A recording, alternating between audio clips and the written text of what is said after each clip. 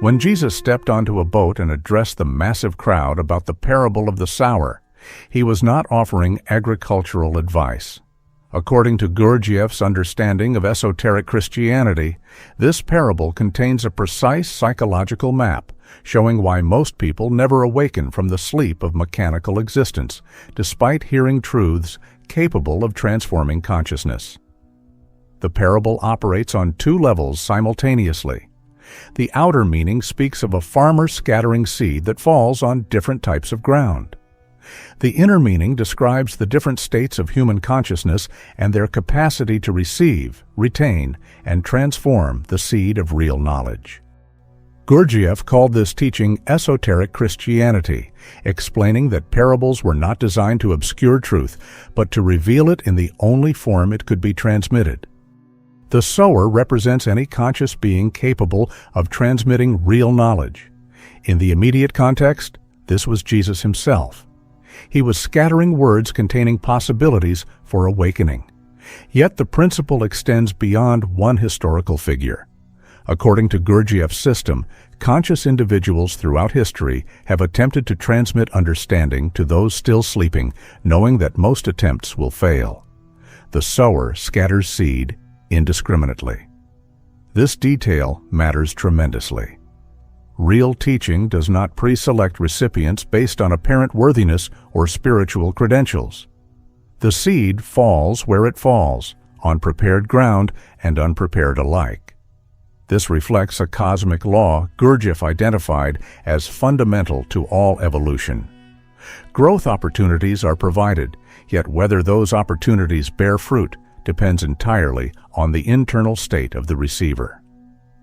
The act of sowing demonstrates something significant about conscious beings. They continue scattering seeds despite knowing that 3/4 of them will produce nothing. This persistence reveals understanding of another law. In any large group of humans, only a tiny fraction possesses the capacity and conditions necessary for real transformation. Yet the sowing continues because those few who can receive and develop the seed justify all effort expended. The seed represents what Gurdjieff called objective knowledge or real ideas. This knowledge differs fundamentally from the information most people accumulate. Ordinary knowledge concerns external objects and can be stored in intellectual memory. Higher knowledge concerns inner transformation and can only be understood through direct experience combined with sustained effort. The seed contains within itself everything needed to grow into something magnificent, provided conditions are right. This parallels how real teaching contains complete instructions for transformation encoded in symbolic form. The parable itself demonstrates this principle. Its surface simplicity conceals layers of psychological insight that reveal themselves proportionally to the listener's level of understanding. Jesus himself emphasized that the seed represents the word of the kingdom. In Gurdjieff's terms, it's the message about possibilities available to human consciousness. In Gurdjieff's understanding, the seed means teaching about how sleeping humans can wake up, how mechanical beings can develop genuine will, and how fragmented consciousness can unify itself through specific inner work sustained over time.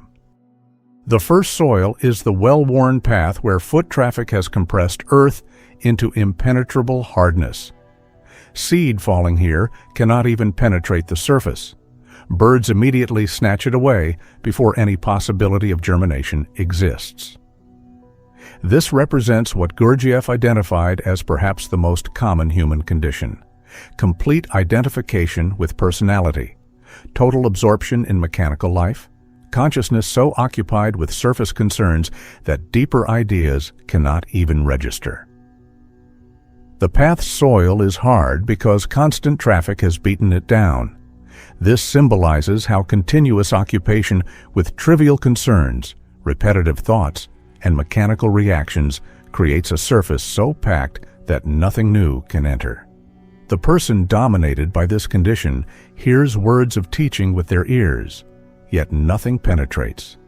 The ideas bounce off consciousness like rain on stone, leaving no trace. The birds that snatch away the seed represent automatic mental processes that immediately consume any impression before it can sink into deeper levels. Someone hears something potentially transformative. Within seconds, internal dialogue begins. That's interesting. I've heard this before. This doesn't apply to me. These reactions are birds devouring the seed before it can take root.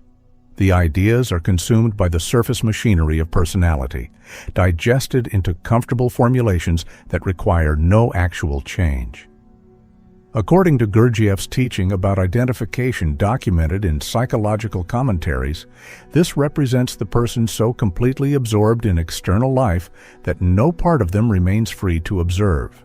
There is no separation between awareness and the automatic processes of thinking and reacting.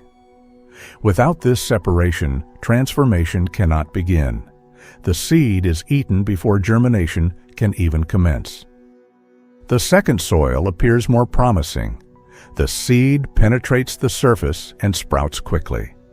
Initial growth seems vigorous. Yet hidden beneath the thin layer of soil lie rocks preventing roots from establishing depth. When the sun beats down, representing the heat of life's difficulties, the shallow roots cannot sustain the plant. It withers and dies. This describes a phenomenon Gurdjieff observed repeatedly in his students. Documented in accounts like Our Life with Mr. Gurdjieff by Thomas and Olga de Hartmann, people become excited by ideas about transformation. They feel genuine enthusiasm. Initial response is strong, often stronger than those who will actually persist.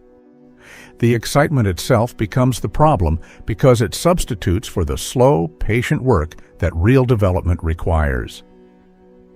Rocky ground represents consciousness that can receive impressions and generate reactions to them, yet lacks the depth necessary for sustained effort.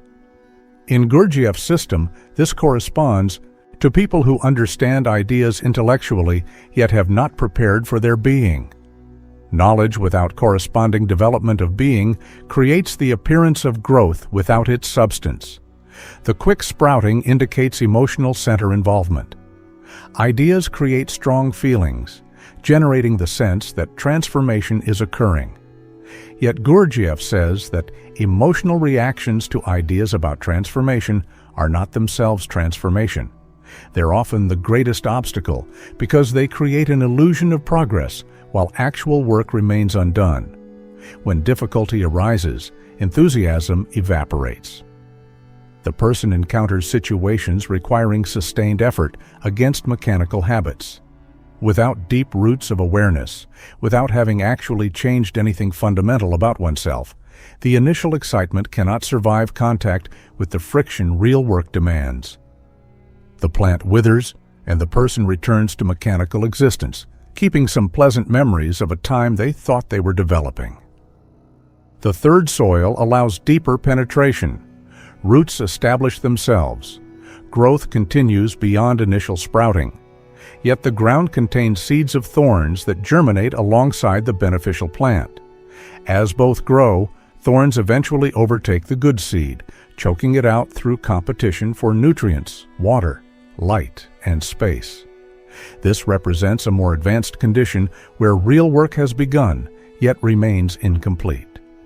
According to Gurdjieff's teaching, it describes people who have started developing a magnetic center, a quality that draws one toward genuine teaching and real work on oneself. They understand principles, they make efforts, they observe themselves. Real changes begin to occur. The thorns represent what Gurdjieff called the cares and occupations of life. These are not necessarily evil or wrong in themselves. They're the normal concerns everyone faces. Family responsibilities, career, financial pressures, social obligations, and personal desires for comfort and security. The teaching about thorny ground reveals that these normal concerns, when allowed to dominate, will suffocate even genuine spiritual aspiration. Gurdjieff emphasized that false personality creates endless justifications for why work must be postponed. The thorns are thoughts like, I'll dedicate myself seriously once this project finishes.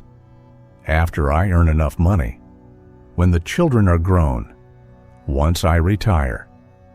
These reasonable-sounding postponements are thorns choking out the developing plant of consciousness. The work requires immediate, sustained attention alongside ordinary life's demands. Otherwise, the ordinary invariably wins. The tragedy of thorny ground is that real growth occurred.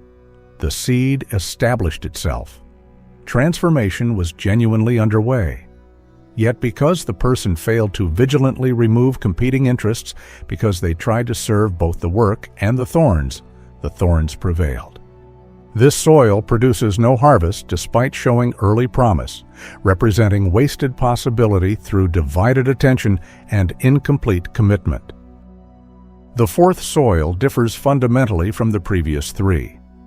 It has been prepared through cultivation. Rocks removed, thorns uprooted, surface broken up so seed can penetrate deeply.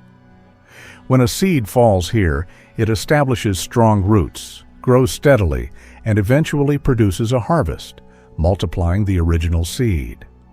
This represents what Gurdjieff called genuine work on being, documented throughout his teaching.